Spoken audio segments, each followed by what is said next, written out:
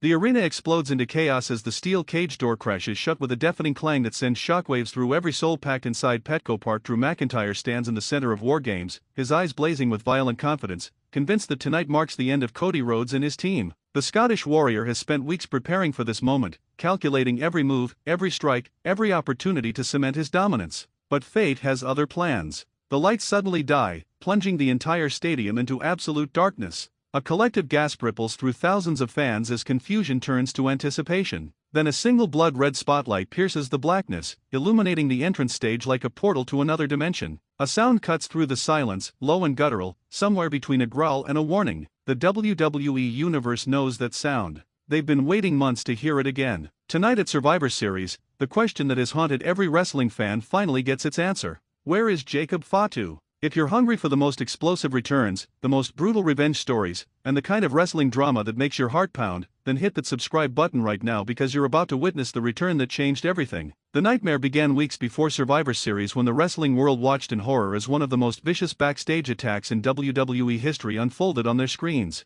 Jacob Fatu, the Samoan werewolf who had been tearing through the roster with unstoppable momentum, was scheduled for a major segment on SmackDown. Fans expected to see him storm the ring with his trademark intensity, delivering another message to anyone foolish enough to stand in his path. Instead, the broadcast cut to backstage footage that would make even hardened wrestling veterans wince. Security cameras captured the aftermath of absolute carnage. Jacob Fatu lay motionless on the cold concrete floor, his face covered in blood, his body twisted at unnatural angles against equipment crates. Medical personnel rushed to his side, their urgent movements betraying the severity of the situation. Teeth had been knocked from his mouth. His eyes were swollen shut. His chest rose and fell in shallow, labored breaths. This wasn't a wrestling angle. This looked like an attempted murder. The arena fell silent as additional footage rolled, revealing the perpetrator and the method behind the madness. Drew McIntyre appeared on screen, his face twisted with cold fury, gripping a steel trunk like a weapon of mass destruction. The Scottish psychopath had ambushed Fatu from behind, offering no chance for defense, no opportunity for the Samoan warrior to fight back.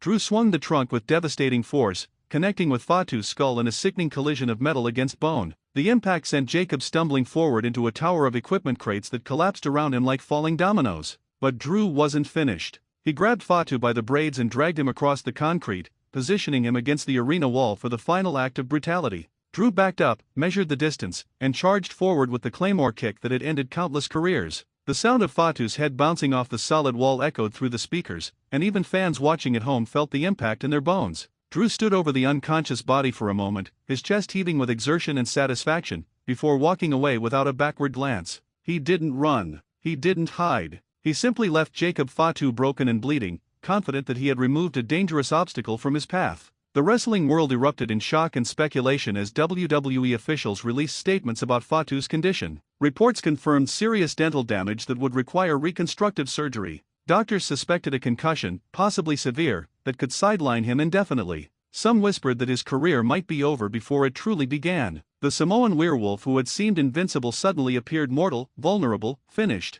Drew McIntyre addressed the attack in a backstage interview that sent chills down the spines of everyone watching. He showed no remorse, no hesitation, no humanity. He looked directly into the camera and spoke with the calm confidence of a man who believed he had done what needed to be done. He removed a problem. He took out a wild animal before War Games. He made the hard choice that nobody else had the courage to make. Drew's words carried the weight of finality, as if he had written the last chapter of Jacob Fatu's story. But the Scottish warrior made one critical miscalculation that would come back to haunt him in the most terrifying way possible. He didn't finish the job. Survivor Series arrives with the kind of electric energy that only the biggest WWE events can generate. Petco Park in San Diego transforms into a battleground as thousands of fans pour through the entrances, their voices already hoarse from anticipation. The men's War Games match looms as the centerpiece of the evening, a contest that promises violence, drama, and career-defining moments. Team Cody Rhodes makes their entrance to a thunderous ovation that shakes the building to its foundation. Cody himself leads the charge, his American Nightmare persona radiating determination and defiance.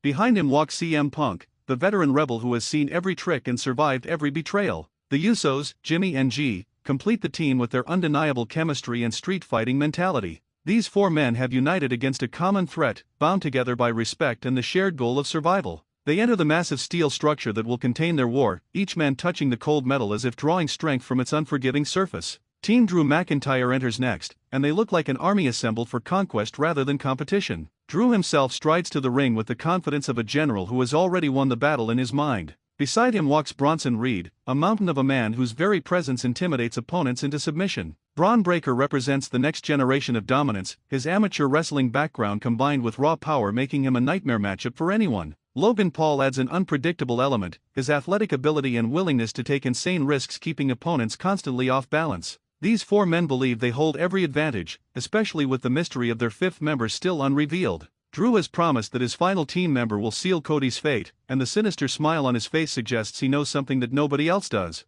The match begins with the kind of intensity that makes War Games legendary. The cage door locks with a heavy metallic thud that signals there's no escape, no retreat, only survival or defeat. Cody and Drew start the contest, circling each other like predators who have waited too long for this confrontation. They collide in the center of the ring with punches that echo through the arena, neither man willing to give an inch. Drew uses his size advantage to drive Cody into the corner, delivering brutal shoulder tackles that threaten to break ribs. Cody fights back with his technical precision, targeting Drew's legs to chop down the bigger man. The crowd roars with every exchange, divided in their loyalties but united in their appreciation for genuine warfare. CM Punk enters next for Team Cody, and his arrival shifts the momentum immediately. The veteran attacks with the kind of controlled aggression that comes from decades of experience, isolating Drew in one corner while Cody recovers. Punk's strikes land with surgical precision, each one designed to inflict maximum damage while conserving energy for the long battle ahead. Braun Breaker enters for Team Drew, and the young powerhouse makes an immediate impact by launching his body across the ring like a missile. He catches Punk with a devastating spear that folds the veteran in half, drawing gasps from the audience.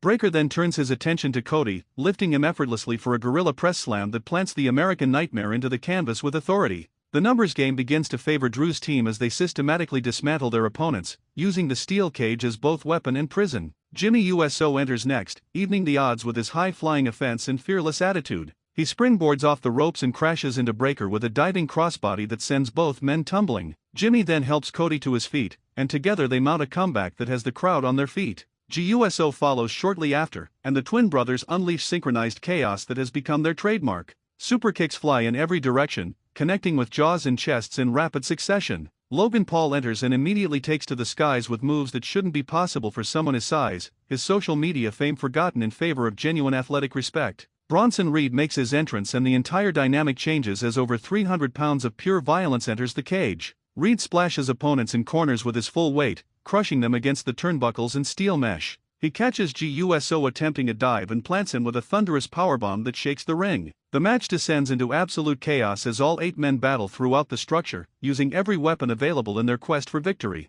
Tables get set up only to be immediately broken through. Steel chairs bend and snap from repeated impacts. Bodies crash against the unforgiving cage walls, leaving imprints in the metal mesh. Blood flows freely as both teams refuse to surrender, each man fighting with the knowledge that this contest will define their legacy. Drew Mcantyre orchestrates his team's assault with brutal efficiency, directing traffic while personally targeting Cody Rhodes at every opportunity. Every time Cody's team attempts to regroup, Drew cuts them off with vicious strikes. Every time Punk builds momentum, Drew destroys it with raw power. The Scottish Warrior fights like a man possessed, driven by something deeper than championship aspirations or team loyalty. The atmosphere inside Petco Park shifts subtly at first, an undercurrent of anticipation that spreads through the crowd like wildfire. Experienced fans sense something approaching, some moment that will change everything. The wrestlers feel it too, though they're too consumed by their battle to identify the source. Drew Mcintyre pauses for just a second, his instincts warning him that danger approaches from an unexpected direction. That second of hesitation proves prophetic as the arena lights suddenly cut out completely, plunging 20,000 fans into darkness.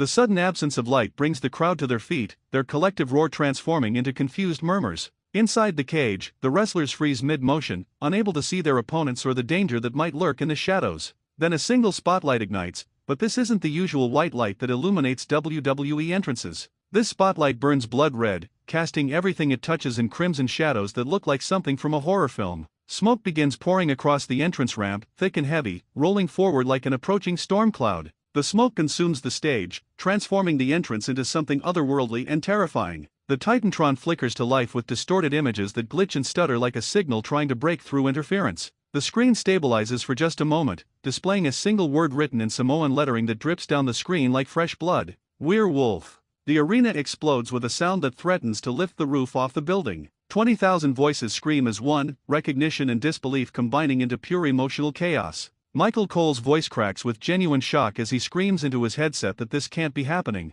Corey Graves falls silent, unable to process what his eyes are telling him. Inside War Games, Drew McIntyre's face transforms from confident warrior to something approaching genuine fear. The blood drains from his features as realization crashes over him like a tidal wave. Jimmy and GUSO stare at each other with wide eyes, their expressions mixing hope with disbelief. Cody Rhodes pulls himself up using the ropes, his battered body forgotten as he focuses on the stage. A sound cuts through the chaos, deep and primal, the heartbeat rhythm of drums that feels less like music and more like a warning. The beat grows louder, faster, matching the pulse of every fan in attendance. Then comes the roar, a guttural sound that belongs more to a wild animal than a human being. The smoke parts like curtains, revealing the figure standing at its center. Jacob Fatu emerges from the darkness, and he looks like a warrior returned from the dead with vengeance as his only purpose. The Samoan werewolf has transformed during his absence, his body somehow more massive, his presence more menacing, his entire aura radiating barely controlled violence. His braids swing across his broad shoulders as he walks, each step deliberate and heavy with intent.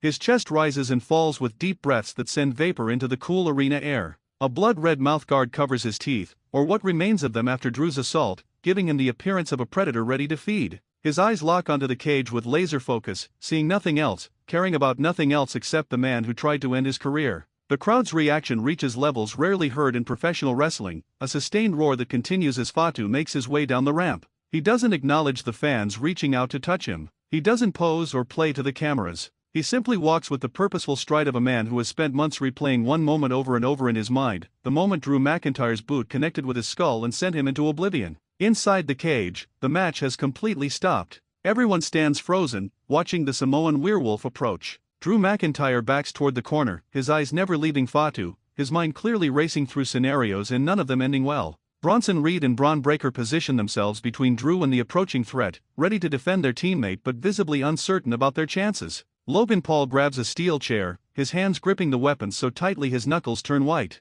Team Cody watches with growing realization that their odds just dramatically improved, though none of them move to intercept Fatu because this moment belongs to him alone. Jacob Fatu reaches the cage and pauses, tilting his head slightly as he examines the structure like an engineer calculating the best way to breach a fortress. The crowd screams for him to enter, to unleash the violence they know he's capable of delivering. Fatu reaches up and grabs the steel mesh, his fingers wrapping around the cold metal with crushing force. Then he begins to climb. Not through the door like a normal competitor, but straight up the side of the cage like a force of nature that refuses to follow conventional rules. His massive frame moves with surprising agility as he scales the structure, each pull bringing him closer to his prey. The commentators lose their minds trying to describe what everyone can see with their own eyes. The crowd's volume increases with each foot he climbs, building toward an inevitable crescendo. Drew McIntyre watches helplessly as his nightmare climbs toward him, realizing there's nowhere to run, nowhere to hide, no escape from the consequences of his actions. Fatu reaches the top of the cage and pauses, standing tall on the narrow edge like a conqueror surveying his conquered lands.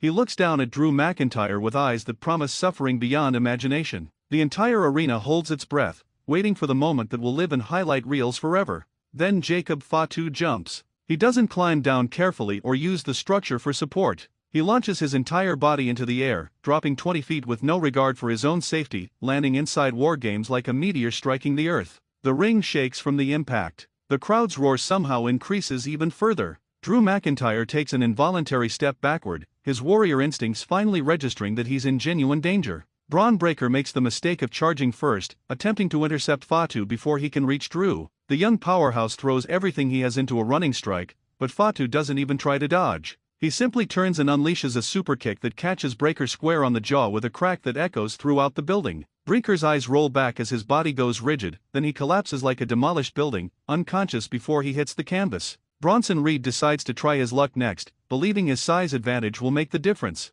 The massive Australian charges forward like a runaway train, his shoulder lowered for maximum impact. Fatu braces himself, absorbs the collision that would have destroyed most men, then counters with a headbutt that connects right between Reed's eyes. The sound is sickening, bone meeting bone with devastating force. Reed staggers backward, his legs suddenly unreliable, then topples like a falling tree. His 300-pound frame crashes to the mat with such force that the ring ropes vibrate. Logan Paul watches two monsters fall in seconds and makes the calculated decision that maybe attacking with a weapon is the smarter choice. He swings the steel chair with all his strength, aiming for Fatu's skull in hopes of repeating Drew's earlier success. Fatu's hand shoots up and catches the chair mid-swing, his fingers wrapping around the steel with crushing force. Logan's eyes widen in disbelief as Fatu rips the chair from his grasp like taking candy from a child. Then Fatu swings the chair with one hand, bringing it down across Logan's back with such force that the steel bends and warps. Logan's body arches in agony before he collapses face first to the canvas, the fight completely beaten out of him in one devastating blow. The crowd begins chanting in unison, their voices blending into a single word that shakes the foundation of the arena.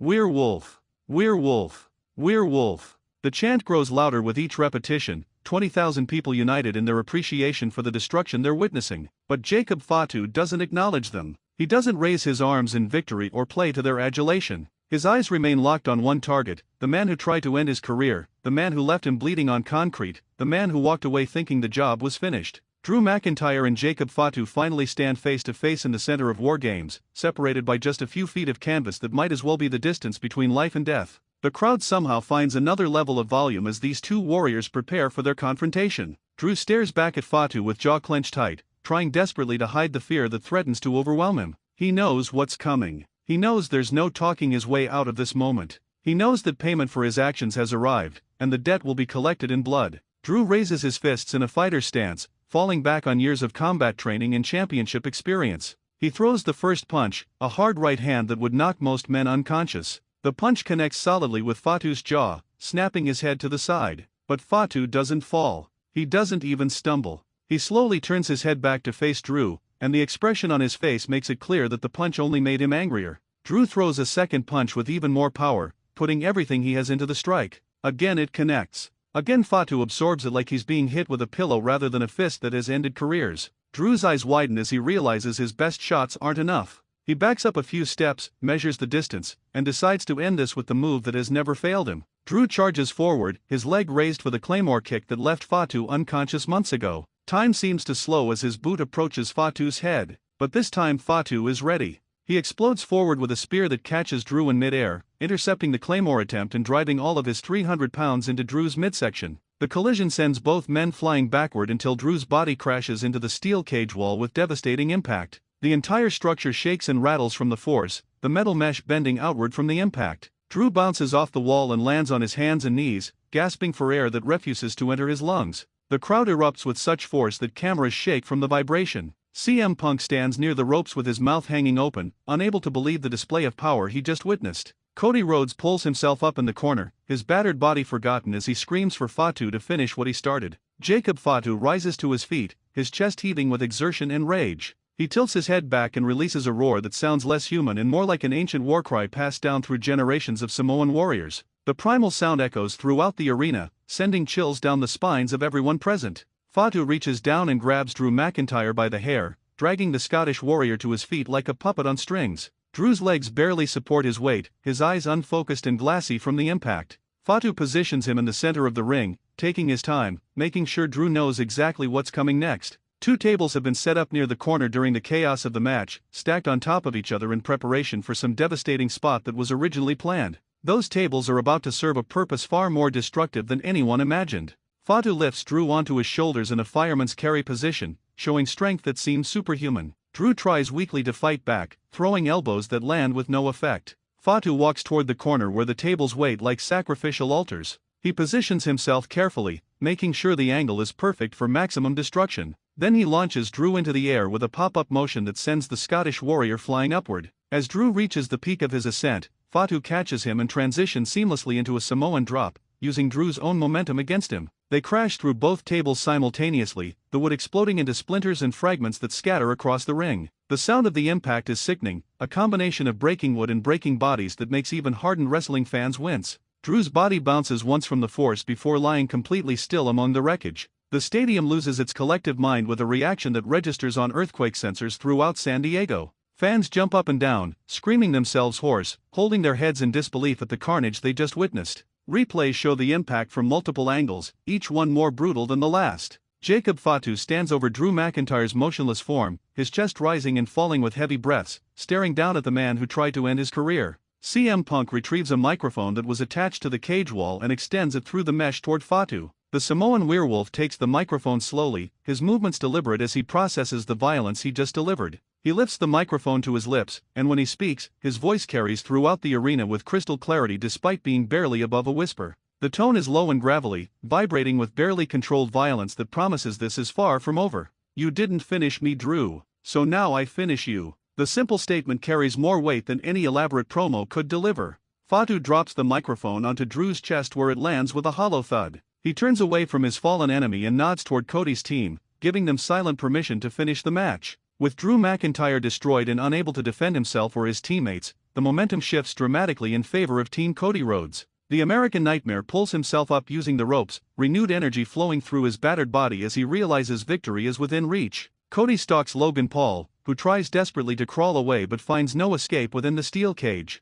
Cody lifts Logan onto his shoulders and delivers the Crossroads, his finishing move, driving Logan's face into the canvas with devastating impact. CM Punk targets Braun Breaker, who is just starting to regain consciousness after Fatu's earlier superkick. Punk measures his opponent carefully, waiting for the perfect moment before delivering the go-to-sleep, lifting Breaker onto his shoulders then driving his knee into Breaker's jaw with fight-ending force. Jimmy and GUSO work together with the chemistry that only twins can possess, cornering Bronson Reed against the cage wall. They unleash a barrage of superkicks in stereo, their synchronized strikes landing perfectly on Reed's jaw from both sides simultaneously. The massive Australian's eyes glaze over as he slumps down the cage wall into a seated position, completely unconscious. Jacob Fatu stands near the ropes, watching the final destruction unfold but not participating. His mission is complete. His revenge has been delivered. The message has been sent to Drew McIntyre and anyone else who might consider him vulnerable. But the match still needs an ending, and Fatu decides to provide one final exclamation point. He moves toward Drew McIntyre's unconscious form, lifting the Scottish warrior with surprising gentleness considering the violence he just delivered.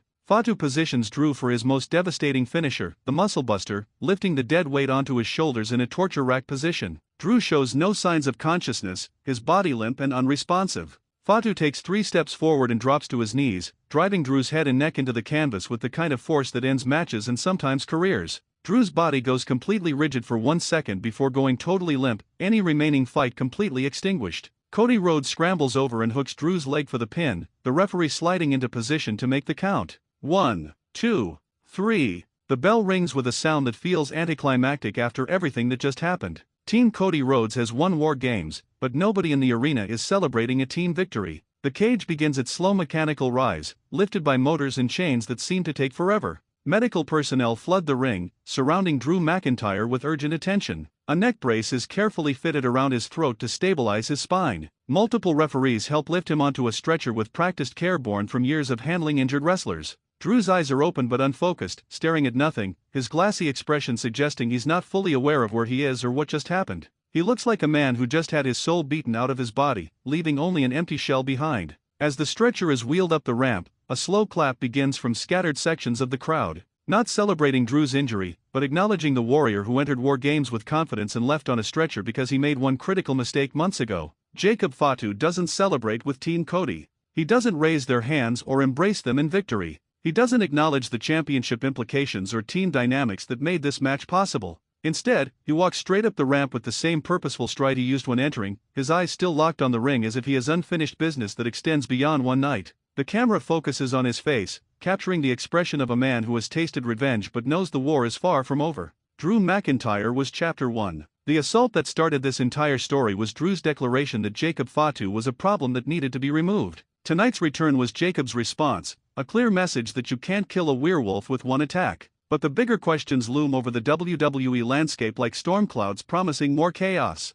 What does Jacob Fatu want next? A monster who returned from exile stronger and angrier than before doesn't stop at one victim. A warrior who walked through pain and came back hungry for violence doesn't fade quietly into the background. The WWE Universe speculates wildly about Fatu's next move, their theories and predictions flooding social media within minutes of the show ending. Some believe he'll continue hunting Drew McIntyre, refusing to let the rivalry end until Drew is permanently broken. Others think Fatu will set his sights on championship gold, believing that a performance like tonight's demands he be pushed to the world title scene immediately. A few wonder if his return signals something larger, perhaps the beginning of a new bloodline faction that could dominate WWE for years. But one thing is absolutely certain to everyone who witnessed his return at Survivor Series. Jacob Fatu is not here to participate. He's not here to be just another name on the roster or another body in multi-man matches. The Samoan werewolf has returned with a singular purpose, to destroy everyone who ever doubted him, everyone who celebrated his injury, everyone who thought Drew McIntyre had ended his story before it truly began. The aftermath of Survivor Series will echo through WWE programming for months to come. Drew McIntyre will need time to recover from both the physical damage and the psychological trauma of being dominated so completely by a man he thought he'd eliminated. His confidence has been shattered along with his body, and rebuilding both will require more than just time. Cody Rhodes and CM Punk will need to address the elephant in the room, acknowledging that while Fatu helped them win War Games, he's clearly not interested in being anyone's teammate or friend. The Usos will face questions about their connection to Fatu through family bloodlines and whether that connection might complicate future alliances. The entire WWE landscape has shifted on its axis because one man returned with vengeance in his heart and violence in his hands. Jacob Fatu's return at Survivor Series represents everything that makes professional wrestling compelling when done correctly. The storytelling built over months with Drew's brutal assault creating genuine investment in Fatu's eventual return. The execution delivered beyond expectations with Fatu's entrance and dominance exceeding even the highest hopes. The implications ripple forward into countless future storylines that can build off this foundation. Tonight wasn't just about one match or one moment.